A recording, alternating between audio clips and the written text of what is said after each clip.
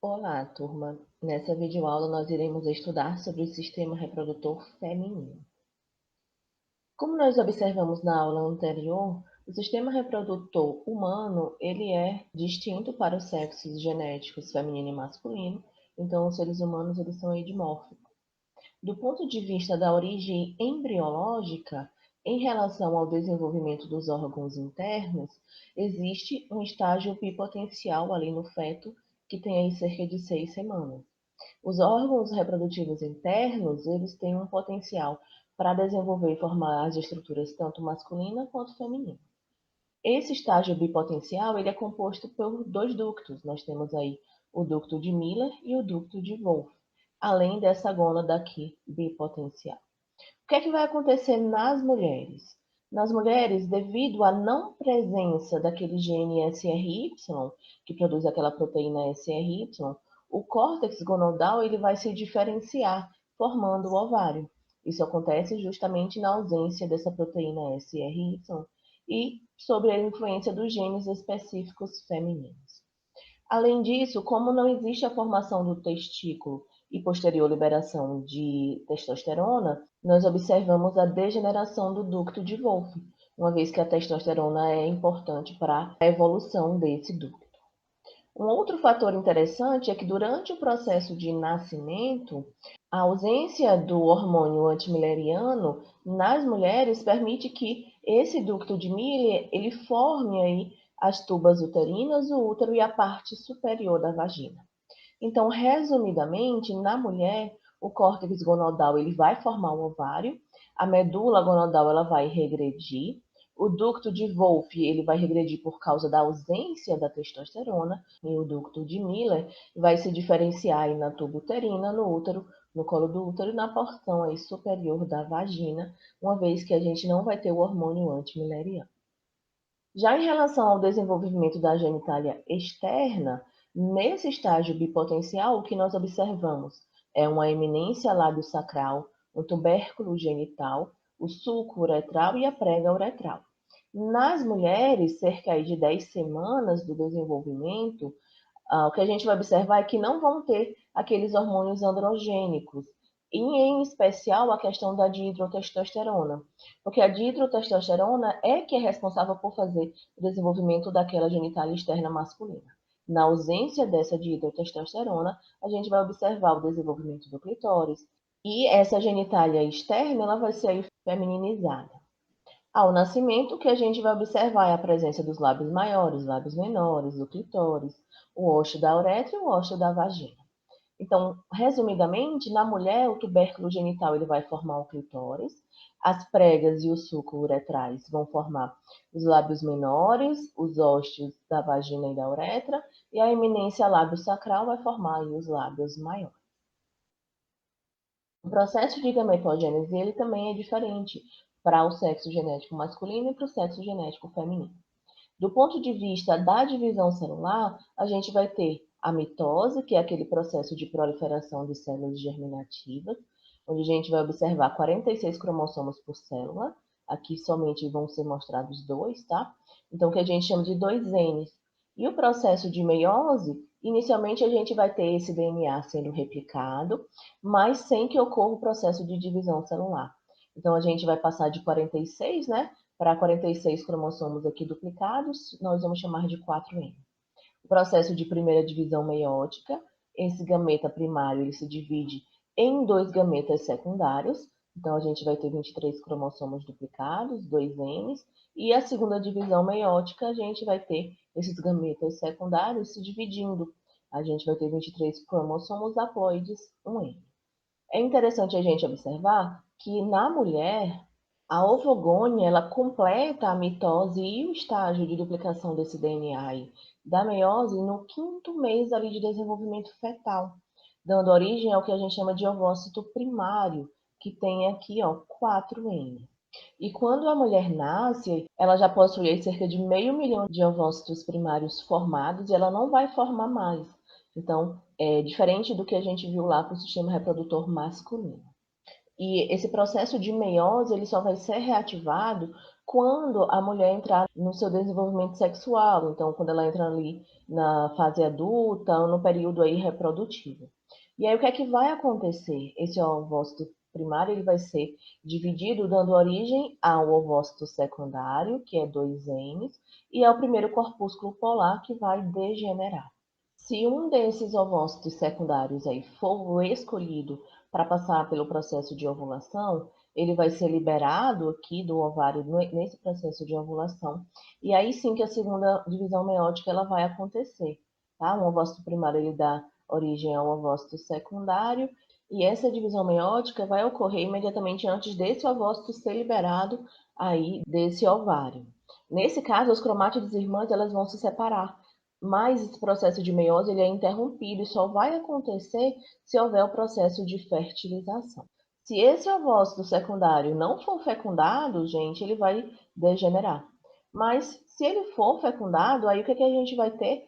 A formação de um segundo corpúsculo polar que vai então degenerar também. Ou seja, se esse ovócito aqui secundário ele não for fertilizado, fecundado, essa meiose nunca será completada. Essa meiose só vai ser completada se houver o processo de fertilização. E aí a gente vai ter uma cromátide irmã permanecendo nesse ovócito fecundado e a outra no corpúsculo polar, que seria o segundo aqui, que vai também degenerar.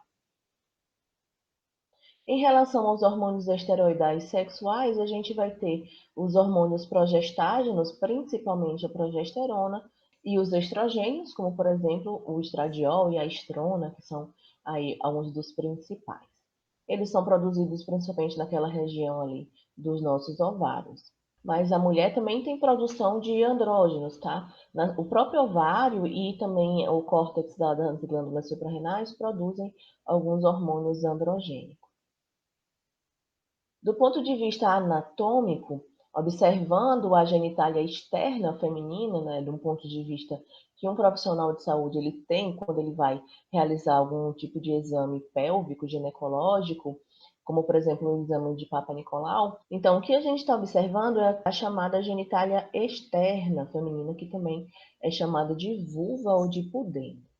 Nela, nós podemos encontrar o clitóris, que é uma pequena saliência de tecido sensível erétil, situado aqui nessa região anterior da vulva, envolto aqui pelos lábios maiores. Além disso, nós observamos os lábios menores. Nas mulheres, a uretra ela vai estar localizada aqui nessa região entre o clitóris e a vagina. A gente pode observar a vagina e o ímen, que mantém a abertura externa da vagina e parcialmente fechada por um anel de tecido. Pensando no sistema reprodutor feminino, a gente vai ter as gônadas, que são os ovários, a genitália externa, que foi o que nós observamos, e a genitália interna, que vai ser formada aqui pelas tubas uterinas, também chamadas de trompas de falópio. A gente vai ter o útero, aqui a região de colo de útero, e a região de vagina. E se a gente ampliar e observar por um outro ângulo esses órgãos internos, nós vamos observar aqui a região da vagina, né? A gente tem o colo do útero, que é também chamado de cérvix uterino, o canal cervical, e a gente tem aqui a cavidade uterina. Então, o útero ele é um órgão oco. Ele é composto por algumas camadas que nós vamos conhecer, e ele é extremamente importante porque é nesse local que existe a implantação do blastocisto. As tubas uterinas, elas têm cerca de 20 a 25 centímetros. Elas são formadas por camadas de músculo liso e a gente também tem aqui um revestimento ciliar nessa região que é extremamente importante para o processo de fertilização. Nessa abertura mais ampla, a gente vai encontrar projeções digitiformes, chamadas de fímbrias, que ficam aqui bem próximas dos ovários, unidas por alguns tecidos conjuntivos, e são extremamente importantes para captar o ovócito que está sendo liberado durante o processo de ovulação e auxiliar no encaminhamento deles para essa região das tubas uterinas. Observando a estrutura uterina, o que nós vemos é um tecido conectivo externo. Nós possuímos aqui na porção intermediária o miométrio, que é basicamente uma camada que a gente tem de músculo liso, e a gente tem a parte mais interna sendo formada pelo endométrio, que é composto por epitélio glandular, cuja estrutura vai variar de acordo com as fases do ciclo menstrual daquela mulher. As células de revestimento epitelial, elas vão aí alternadamente proliferar e também se desprender, acompanhando aí uma certa quantidade de sangramento no processo que a gente chama aí de menstruação. Observando mais detalhadamente a estrutura ovariana, nós temos dois ovários, um do lado direito e um do lado esquerdo. O ovário é uma estrutura elíptica, tem cerca de 2 a 4 centímetros de comprimento, e ele possui uma camada externa de tecido conectivo. A maior parte dele é formada de córtex, onde nós vamos observar os folículos ovarianos em diversas formas, em diversos graus de maturação. E nós temos aqui essa região mais medular formada principalmente por terminações nervosas, por artérias e por veias. Essa região central ela é chamada aí de estroma. O ovário, pessoal, assim como os testículos, ele é extremamente importante porque ele produz os gametas, no caso aqui, vão ser os ovócitos, mas também produz hormônios que vão ser importantes para a regulação do ciclo menstrual. E é por isso que nós vamos observar como ocorre esse desenvolvimento folicular, já que esses folículos são as unidades aí funcionais dos ovários. Cada ovócito primário ele vai ser circundado por uma camada única aqui de células, chamadas de células pré-granulosas, e nós vamos observar eles sendo limitados por uma lâmina basal. Isso forma o folículo primordial. A maior parte desses folículos primordiais, pessoal, nunca vai se desenvolver. Ele vai se degradar e ao longo dos tempos num processo ali parecido com a apoptose que a gente chama de atresia folicular. Alguns desses folículos primordiais eles vão evoluir e vão aí passar a formar o folículo primário. Nesse caso, essas células aqui da granulosa elas vão se dividir e formar ainda uma única camada, tá? Com um aspecto cuboide. Essas células granulosas, elas fornecem nutrientes como aminoácidos, ácidos nucleicos, que são importantes para o desenvolvimento aí desse ócito primário. Na puberdade, alguns desses folículos primários, eles são recrutados e eles começam a crescer. E o que a gente vai observar é que essas células granulosas, elas começam a se estratificar, formando mais camadas. Geralmente, quando eles começam aí a formar 3 a 4 camadas, eles começam a liberar sinais parácrinos, que estimulam a formação dessas células aqui da teca, que ficam localizadas adjacentes à lâmina basal. E uma vez que essas células da teca se desenvolveram, esse folículo ele ganha esse nome de folículo pré-antral ou folículo secundário. Em seguida, o que é que a gente vai observar? Conforme aqueles folículos secundários eles vão aumentando seu desenvolvimento, aquelas células granulosas começam a secretar líquidos. E esses líquidos começam a ser armazenados em uma cavidade central antral, que a gente chama aqui de antro. Por isso que esse folículo depois ele vai receber o nome de folículo antral. Então, essas células da granulosa começam a produzir esses líquidos, a secretar esses líquidos, que vão sendo armazenados aqui nessa região antral. E basicamente esse líquido antral ele possui hormônios, possui enzimas necessárias para o processo de ovulação. Além disso, a gente observa que o ócito aqui primário ele começa a secretar algumas proteínas, proteínas EP1, EP2, EP3, que são aí importantes para a formação dessa zona pelúcida que fica circundando esse ócito primário.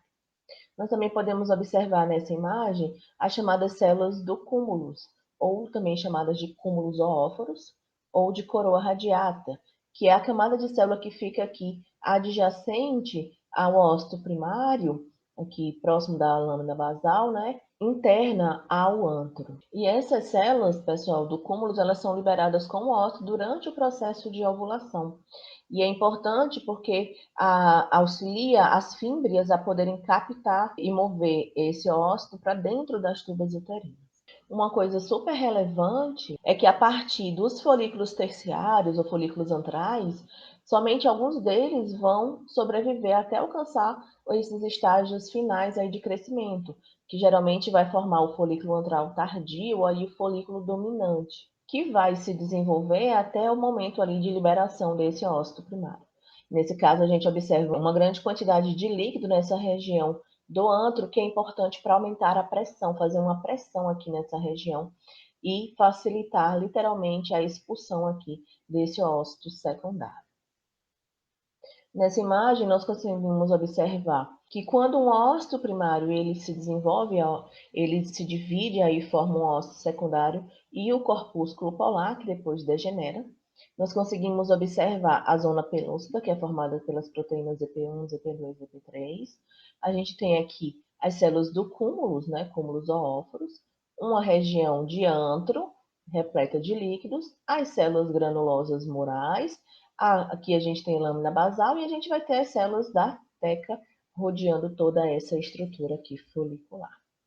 Na vida de uma mulher, ela já nasce com uma reserva aí ovariana. Nós temos cerca de 3.000 folículos primordiais no momento da menarca, que seria aquela primeira menstruação. Desses 300.000 folículos primordiais, a maioria deles vai passar durante a vida da mulher pelo processo de atresia. Então, a gente vai perder aí cerca de 270.000 folículos primordiais.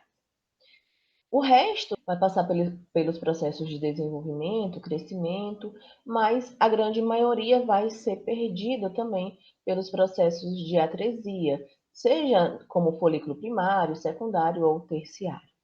E nos processos de ovulação vão ser cerca de 450 folículos dominantes que vão participar durante toda a vida da mulher, lá do momento da menarca até o momento da menopausa, que é quando esse ciclo menstrual ele vai parar de acontecer.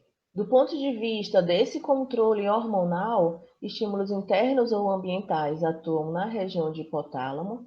O hipotálamo libera o hormônio liberador de gonadotrofina, que atua na adenohipófise, liberando os hormônios luteinizante e hormônio folículo estimulante.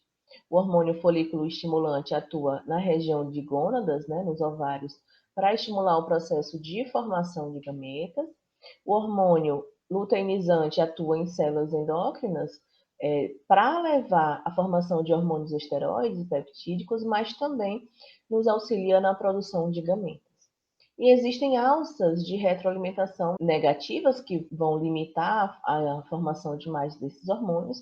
E aqui a gente tem uma coisa interessante. Vamos observar aqui nesse quadro o hormônio esteroide, o efeito e o nível de gonadotrofina. Estrógeno baixo, a gente vai ter ausência de retroalimentação negativa, níveis de gonadotrofinas altos. Estrógeno moderado, a gente faz processo de retroalimentação negativa, diminui aí os níveis de gonadotrofina. Estrógenos altos e sustentados modificam o seu padrão e fazem um processo de retroalimentação positiva, aumentando os níveis de gonadotrofina, especialmente aqui do LH. Então, gera um pico de LH que é extremamente relevante dentro do ciclo menstrual. Professora, por que aumenta mais o LH e não necessariamente o FSH? Porque o FSH vai estar sendo inibido pela inibina, que não vai atuar no LH. Tá? Então, são alguns fatores interessantes que nós vamos observar mais dentro do ciclo menstrual. O que seria esse ciclo menstrual? É um ciclo de formação desses nossos gametas. As mulheres elas produzem esses gametas ciclicamente. Esse ciclo ele dura 28 dias, em média, né, mas pode variar geralmente de 24 a 35 dias. A primeira fase é a fase de menstruação e também uma fase de proliferação. Essa fase é o que vai variar. Observe que a gente tem uma certa variação. O que vai variar entre uma mulher e outra vai ser essa primeira fase do ciclo menstrual. A segunda fase é a fase secretora. Essa fase ela é fixa, ela dura aí 14 dias. E nesse ciclo menstrual, um único ócito secundário é liberado a cada mês. Esse ciclo menstrual ele pode ser descrito de acordo com as modificações que vão acontecer nos folículos ovarianos, então a gente chama aqui de ciclo ovariano, e também de acordo com as modificações que vão acontecer no revestimento endometrial do útero, o que a gente vai chamar de ciclo uterino. O ciclo ovariano ele possui algumas fases. A fase folicular é aquele momento onde a gente tem o crescimento desses folículos, dura de 10 dias a 3 semanas. O processo de ovulação é o momento que acontece após o amadurecimento folicular. E nós temos a fase lútea, que é aquela fase onde nós temos a formação do corpo lúteo. Recebe esse nome devido a uma pigmentação amarelada e a um grande acúmulo de lipídios que acontece naquela região. O corpo lúteo, ele secreta hormônios que continuam a nossa preparação para o processo de gestação. E essa fase lútea, ela dura aí 14 dias, é uma fase fixa.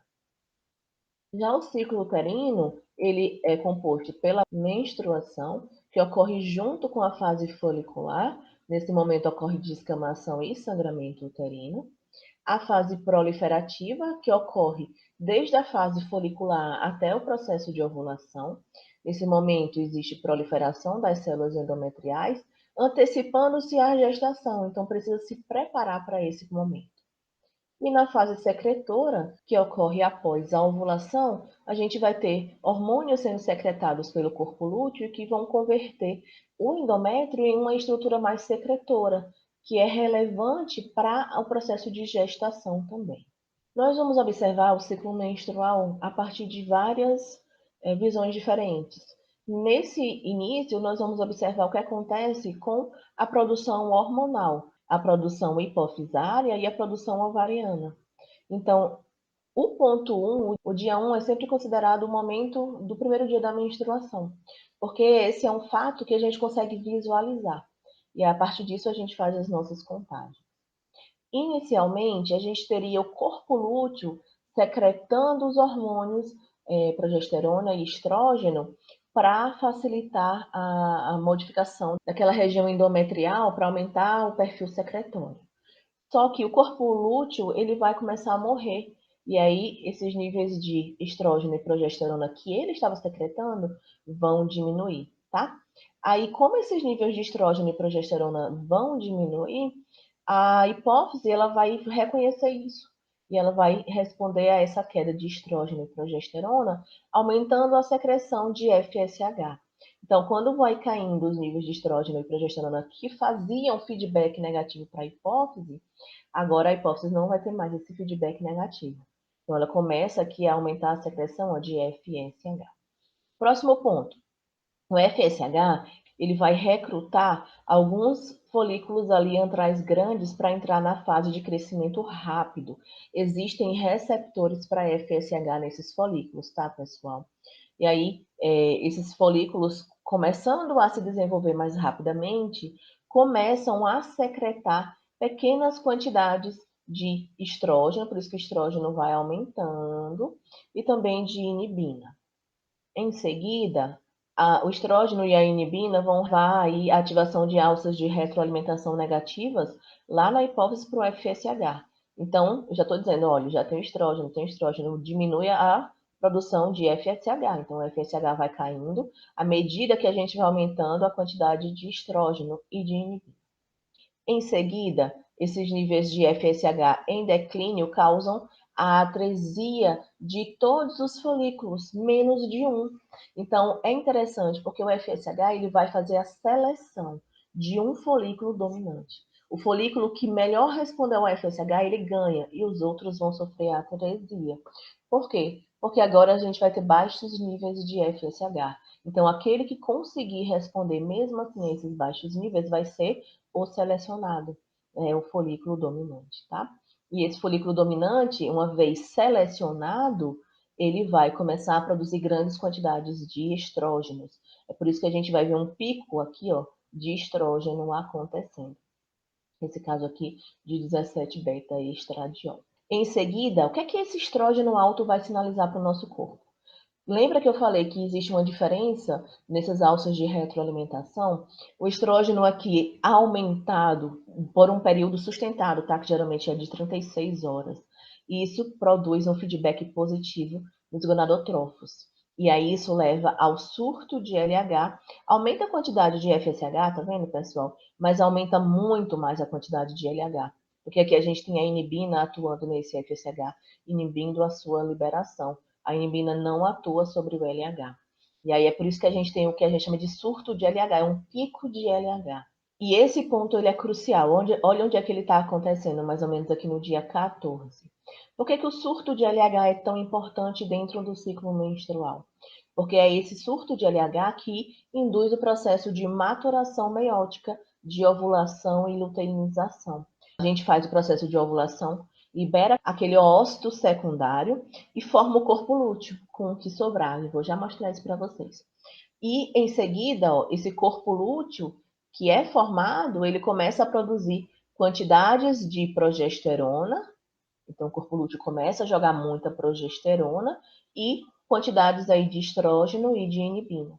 Então, quem faz esse aumento final aqui é o corpo lúteo, que está secretando progesterona, estradiol e também a inibina.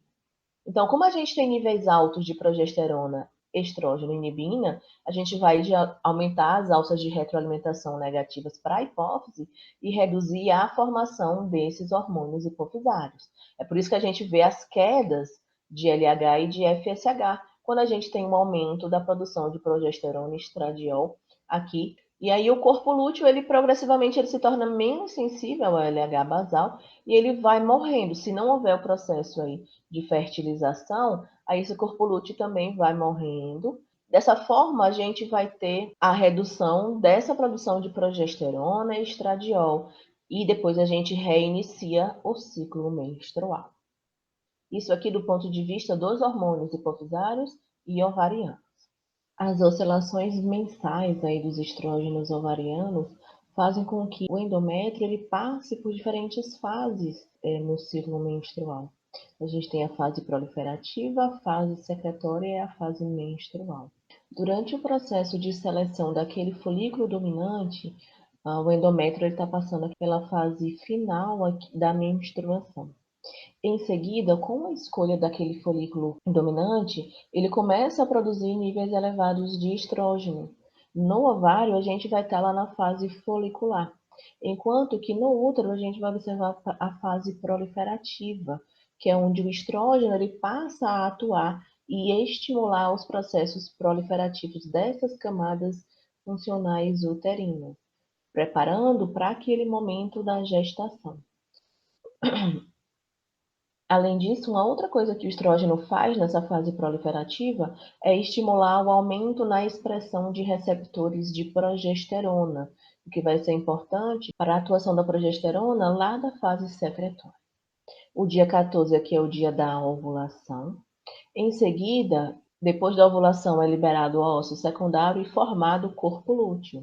Então, lá no ovário a gente vai ter a fase lútea e no útero a gente vai ter a fase secretória. Esse corpo lúteo que é formado, pessoal, ele começa a secretar níveis de progesterona maiores e também níveis de estrógeno, mas aqui a progesterona ganha. E a progesterona, ela atua nos seus receptores que tiveram a sua expressão aumentada na fase proliferativa e ela começa a modificar a estrutura desse endométrio.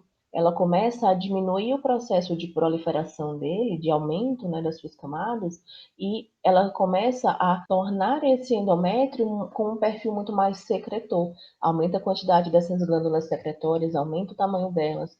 Por que isso é importante? Porque essas glândulas secretórias é que vão conseguir fazer a nutrição do blastocisto se ele for implantado aí após o processo de fertilização. Se não houve essa fertilização, esse corpo lúteo ele começa a morrer, a gente tem a diminuição tanto de estrógeno como de progesterona, e aí a gente vai ter a degradação gradativa dessa camada que foi construída, e com isso a gente tem essa descamação acompanhada de sangramento que a gente caracteriza como a fase menstrual. Nessa imagem, a gente consegue observar a integração entre esses hormônios hipofisários, os hormônios ovarianos. Aqui a gente tem o ciclo folicular e nós podemos observar que na fase folicular inicial, que nós temos baixos níveis de estrógenos que vão exercer aqui uma alça de feedback negativo, né, para liberação de hormônio liberador de gonadotrofina lá no hipotálamo, também para liberação de FSH e de LH quando a gente pensa em região de hipófise. Observe que aqui no folículo a gente tem as células da granulose e as células da teca.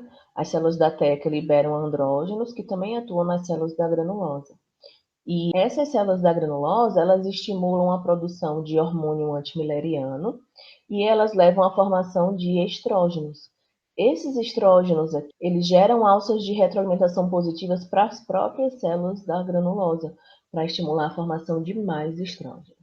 Então, o estrógeno promove uma maior secreção de estrógenos pelo próprio folículo, e o hormônio antimileriano ele é importante porque ele previne que mais folículos ele se desenvolvam, então ele dá uma brecada. A gente não desenvolve todos os folículos que a gente tem, porque o hormônio antimileriano nos auxilia aí a diminuir esse desenvolvimento de todos os folículos. Em seguida, quando a gente vai analisando mais para o final da fase folicular, já pegando a parte do processo de ovulação, o que é que a gente vai ter aqui? Esse folículo ele foi recrutado, né? A gente tem o folículo dominante. Esse folículo dominante ele passa a produzir grandes quantidades de estrógeno. E nós vimos que estrógeno em grandes quantidades por um tempo sustentado nos leva a uma alça de retroalimentação positiva lá para o hipotálamo, aumentando a liberação de hormônio liberador de gonadotrofina e também para a hipófise, aumentando a estimulação aí de formação dos hormônios hipofisários. O LH vai ter um pico elevadíssimo e a gente vai ter um pouquinho de aumento de FSH. Por que o FSH não aumenta tanto? Olha para cá, que as células da granulosa, elas liberam a inibina que atua inibindo o FSH. Então, a gente tem um pico de LH nesse momento.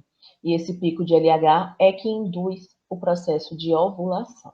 Após a ovulação, a gente tem a liberação do óvulo secundário e a formação do corpo lúteo. Então, a gente entra na fase lútea. Essa fase lútea inicial, a gente vai ter o corpo lúteo aumentando a formação tanto de progesterona como de estrógeno, muito mais de progesterona, como a gente pode observar. E por causa disso, a gente gera aquelas alças de retroalimentação negativa para hipotálamo e hipófise. Então, a gente reduz os hormônios hipofisários. Já no final da fase lútea tardia, estrógeno e progesterona começam a decair quando esse corpo lúteo ele vai sendo degenerado. E, nesse caso, as gonadotrofinas iniciam o desenvolvimento de um novo ciclo. E nós podemos integrar o ciclo menstrual do ponto de vista ovariano e uterino, observando essa imagem. O que a gente vê aqui? Fase do ciclo ovariano, fase folicular, inicial e tardia, ovulação, fase lútea, inicial e tardia. A gente tem os níveis de gonadotrofinas, então hormônios FSH, folículo estimulante, luteinizante. A gente tem o ciclo ovariano, folículo terciário, folículo dominante, que foi recrutado, ovulação, formação de corpo lúteo maduro, que vai em seguida degenerar. Nós observamos níveis de hormônios ovarianos, estrógeno, inibina e progesterona, o ciclo uterino, onde nós temos o processo de menstruação, a fase proliferativa e a fase secretória. E aqui embaixo a gente consegue observar também a temperatura corporal basal, onde a gente tem uma variação aqui no 14º dia. Então, a gente vai analisar esses processos de forma mais integrada. O primeiro dia do ciclo é aquele momento que inicia a menstruação. O que a gente vai observar é que nós temos baixos níveis dos hormônios ovarianos e a gente começa então a aumentar os hormônios aí hipofisários, uma vez que a gente tira aquelas alças de retroalimentação negativa. Então a gente começa a aumentar o FSH, por exemplo. O que é que esse FSH ele faz? Ele facilita o desenvolvimento folicular. Ele atua nesses folículos, principalmente naquelas células da granulosa, estimulando a produção de hormônios esteroides. E aí a gente observa aumento nessa produção desses hormônios esteroides, principalmente o estrógeno. O LH ele atua muito mais nas células da teca também, estimulando a produção hormonal. E então, quando esse folículo terciário ele é selecionado e ele se desenvolve até formar o folículo dominante, a gente vai ter um aumento na produção de estrógeno local. Então, o estrógeno começa a aumentar bastante. E isso gera aquelas alças de retroalimentação negativa aqui para a região hipofisária. Por isso que a gente tem que ver quedas aqui, ó, nesses hormônios hipofisários. Além disso, pessoal, a gente começa a fase proliferativa lá no útero, porque o estrógeno ele induz esse aumento da proliferação desse endométrio. Então, a gente começa a fazer essa reconstituição local. Quando a gente tem um nível muito alto de estrógeno, isso gera uma alça de retroalimentação positiva para as gonadotrofinas. Então, a gente tem uma liberação muito grande desses hormônios hipofisários, do LH e do FSH. Só que observem que a gente tem níveis elevados de inibina também. A inibina, produzida lá pelas células granulosas do folículo, ela inibe essa liberação de FSH, por isso que a gente não tem um pico de FSH, mas a gente vai ter nesse momento um pico de LH. E esse LH aqui vai induzir o processo de ovulação. E aí a gente tem a liberação do ócito secundário e a formação do corpo lúteo com essas estruturas que sobraram. Aí a gente forma o corpo lúteo. O que acontece com o corpo lúteo? Ele produz e secreta hormônios. Então, ele secreta progesterona, principalmente, olha o nível de progesterona como aumenta. Secreta também estrógenos, tá, gente? E aí, o que vai acontecer? Nesse caso, como esses hormônios aqui ovarianos estão elevados, a gente gera alças de retroalimentação negativas, que diminuem os níveis dos hormônios hipofisários. E o que acontece com o útero? Nessa região aqui, a gente vai ter muito mais receptores para progesterona, que são induzidos pelo estrógeno aqui nessa fase proliferativa. E aí, nesse caso, a progesterona começa a modificar essa estrutura do endométrio, tornando esse endométrio uma estrutura secretora, para que, quando o blastocisto ele se instale, tenha nutrientes suficientes para ele conseguir sobreviver até a gente formar a placenta. E, por causa disso, a gente tem uma modificação nessa estrutura uterina. Além disso, a gente observa que, após o dia 14, que é o dia da ovulação, a gente tem aumentos na temperatura corporal de cerca de 0,3 a 0,5 graus Celsius. Isso se mantém durante essa fase secretória. Sabe por quê? Porque a progesterona ela tem um efeito aí termogênico. Ela estimula esse aumento de temperatura. E como nessa fase aqui o corpo lúteo ele aumenta bastante a produção de progesterona, a gente observa esse aumento aqui na temperatura corporal. E esse método de verificar constantemente a temperatura já foi utilizado como método contraceptivo. Então, no dia que você vê que a temperatura começa a aumentar, a ovulação aconteceu. E com a degeneração do corpo lúteo, a gente observa a queda dos níveis desses hormônios ovarianos, ao mesmo tempo que a gente começa a observar um aumento nos níveis dos hormônios hipofisários, porque a gente tira aquelas alças de retroalimentação negativa. E aí a gente reinicia o ciclo. E como a gente não teve o processo de implantação do blastocisto nessa região e com a queda desses hormônios, essa estrutura vai ser degradada e começa então um processo de descamação, que é acompanhado pelo sangramento, que caracteriza aí o processo de menstruação. Nessa imagem, a gente pode observar a ovulação, a gente teria a maturação dos folículos, então a gente tem aquela questão dos desenvolvimentos foliculares, onde a gente tem folículo primordial, folículo primário, folículo pré-antral secundário, folículo antral terciário, folículo dominante. Em seguida, o momento da ovulação, onde a gente tem a liberação do óvulo secundário junto com o cúmulo zoóforo. A gente tem aqui as outras estruturas se unindo para a formação do corpo lúteo, que pode ser degenerado. Nós podemos observar melhor esse momento aqui da ovulação. Por que o pico de LH ele é importante para o processo de ovulação? Por que eu falei que ele induz esse processo de ovulação, ele estimula o processo de ovulação? É porque esse surto de LH ele induz as mudanças estruturais aqui nesse folículo dominante. Então, a gente vai ter uma ruptura, a gente vai ter a liberação desse cúmulo zoóforos, e junto aí com o ósseo secundário, né? E a gente vai ter a formação dessa outra estrutura que a gente chama de corpo lúteo. As células, tanto da granulosa como as células da teca, elas respondem ao LH. Existe receptor para ele.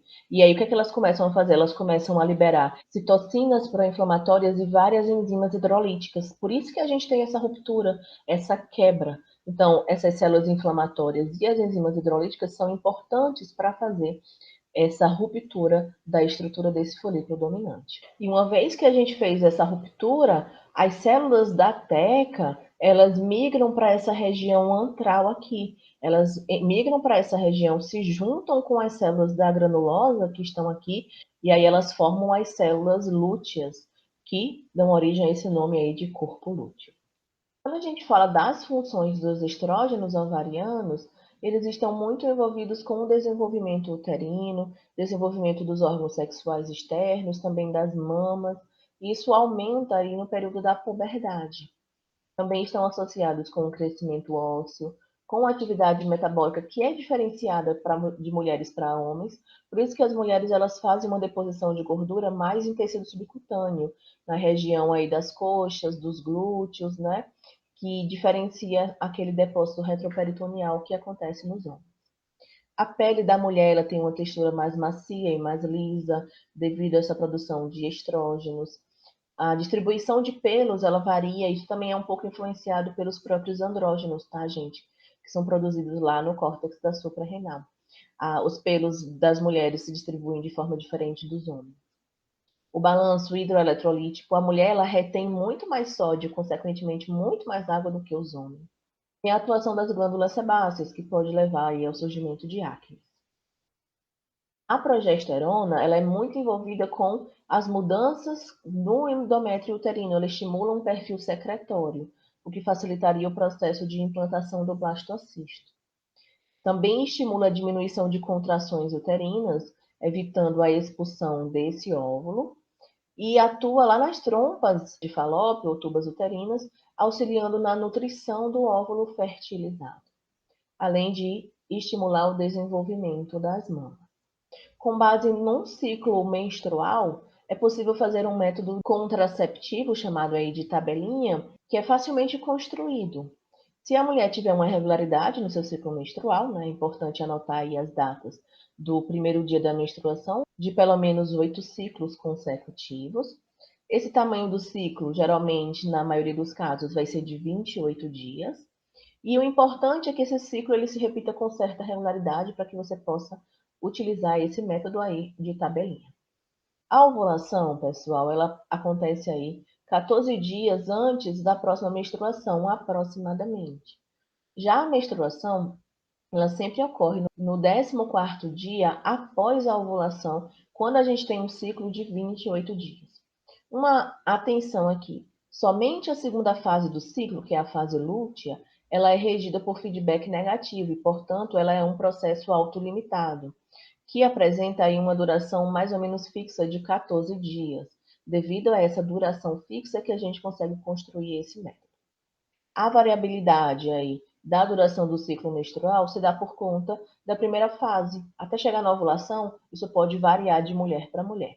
Esse processo é regido por feedbacks positivos. Vamos ver como é que seria essa construção de uma tabelinha e os princípios dela. Primeira coisa, definir o tamanho do ciclo. Verificar o número de dias entre uma menstruação e outra por pelo menos 8 ciclos consecutivos. Sabendo a data da última menstruação, calcular quando deve acontecer a próxima menstruação. Sabendo quando deve ocorrer a próxima menstruação, a gente consegue calcular a data provável da ovulação. Então, seria a data prevista para a menstruação menos os 14 dias que são fixos, que é aquela fase lútea. Nós devemos considerar a variabilidade da ovulação. Então, a gente sempre conta um dia a mais e um dia a menos, tá? Uma variabilidade aí que pode acontecer nesse dia da ovulação. A gente também tem que pensar que o ovócito ou o oócito secundário, uma vez liberados, ele não vai morrer naquela hora. Então, ele dura aí, geralmente, 24 horas. Ele sobrevive por 24 horas. Então, isso tem que ser levado em conta quando a gente quer saber o período fértil da mulher. Já que no dia que ele é liberado, ele consegue sobreviver aí 24 horas. Nós também precisamos considerar a sobrevida do espermatozoide, que é cerca de 72 horas ou 3 dias. Vamos fazer um exemplo aqui. Eu tenho uma mulher que menstruou nessas datas, tá? 10 do 1, 3 do 2, 27 do 2, 23 do 3, 16 do 4, 10 do 5, 3 do 6, 27 do 6 e 21 do 7. Então, a gente quer observar o ciclo menstrual dela. Dura aí 24 dias. É um ciclo regular. Então, a gente pode prever qual vai ser a data da próxima menstruação dela. O que é que a gente vai pensar? A gente vai contar daqui para frente, desse dia 21/7 para frente, 24 dias. Então, no mês de julho teria 11 dias, no mês de agosto teriam 13 dias. E aí a gente teria os 24 dias. Logo, a menstruação dela vai acontecer no dia 14/8, provavelmente, tá? Aqui é um tipo de suposição. Pensando nisso, quando é que a ovulação vai acontecer nessa mulher? A gente vai pegar o último dia do ciclo menstrual dela, que seria o dia 13/8, porque aqui já é o início do próximo ciclo, tá? E a gente vai tirar 14 dias. Isso vai nos dar o dia 31/7. Ah, professora, então quer dizer que o período fértil dela é só o dia 31/7? Não. Por quê? Porque a gente tem várias variabilidades que a gente tem que pensar. Considerando-se a variabilidade biológica, a gente sempre conta um dia para mais e um dia para menos. Então, se era um dia 31/7, pelo nosso cálculo dos dias, pode ser dia 30/7 ou pode ser dia 1/8. Ah, professora, mas o ósito secundário, o ovócito secundário, ele sobrevive durante 24 horas. Então, se ele fosse liberado no dia 30, ele aguentava até o dia 31. Se ele fosse liberado no dia 31/7, ele aguentava até dia 1/8. E se ele for liberado no dia 1/8, ele aguenta até o dia 2. Então, a gente já aumenta. O período fértil já vai ser ampliado aqui até o dia 2/8. Professora, mas vamos pensar no espermatozoide também, né? Ele dura aí 3 dias, sobrevive 3 dias. Logo, a gente precisa aumentar 3 dias. Mas para cá, daqui para frente, tá, tudo bem. Daqui para frente, já também estaria nessas datas, né? A gente tem que aumentar para onde? Para trás. Então, a gente aumentaria 3 dias para trás, dia 27, 28 e 29. O período fértil dessa mulher, então, vai ser aqui, ó, de 27, 28, 29, 30 e 31 do mês 7, 1 e 2 do mês 8. Então, geralmente, a gente conta uma semana que pode ser aí o período fértil dessa mulher. Então, nesse momento aqui, ela poderia engravidar, né, ter aí o processo de fertilização desse óvulo secundário. No caso aqui, esses 3 dias iniciais seriam a viabilidade dos espermatozoides. Se houver espermatozoide no dia 27, ele pode durar durante 3 dias. Então, se o óvulo for liberado no dia 30, ele pode fertilizar esse óvulo, tá? E assim sucessivamente. Pensando nesses outros dias aqui, o dia 30 e o dia 1, eles representariam uma variabilidade biológica de um dia para mais e um dia para menos. O dia 30/7 seria a data teórica da ovulação. E o dia 2/8 representa a viabilidade do óvulo secundário. É por isso que a gente faz essa extensão e consegue chegar aí no período fértil dessa mulher. E para a gente fechar o sistema reprodutor feminino, a gente precisa falar do processo de menopausa, né? Durante a nossa vida, ocorre a atresia folicular constante. Essa depressão dos folículos ela vai aumentar ali entre os 45 e os 55 anos de idade. Nesse caso, vão aumentar a secreção de FSH e LH devido às quedas nos níveis de estrógeno e inibina que faziam aquelas alças de retroalimentação negativa para a hipótese. Nos tecidos periféricos, a gente tem a androstenediona sendo convertida em estrona, e aí a estrona ela passa a ser o estrógeno majoritário na mulher durante a menopausa, durante a idade fértil vai ser aí o estradiol. A gente observa a queda nos níveis de estrogênios, né?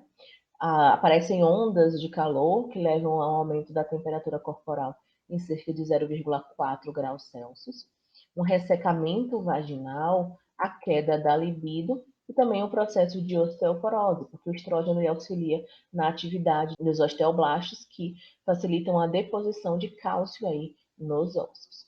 Então, dessa forma, a gente observa que essas modificações hormonais, elas são extremamente importantes no processo reprodutivo feminino, o que causa uma limitação temporal na fertilidade da mulher, o que é diferente para os homens, como nós vimos na aula passada. Bom, turma, dessa forma nós finalizamos essa videoaula sobre o sistema reprodutor feminino, onde nós estudamos as características anatômicas e também todo o ciclo menstrual.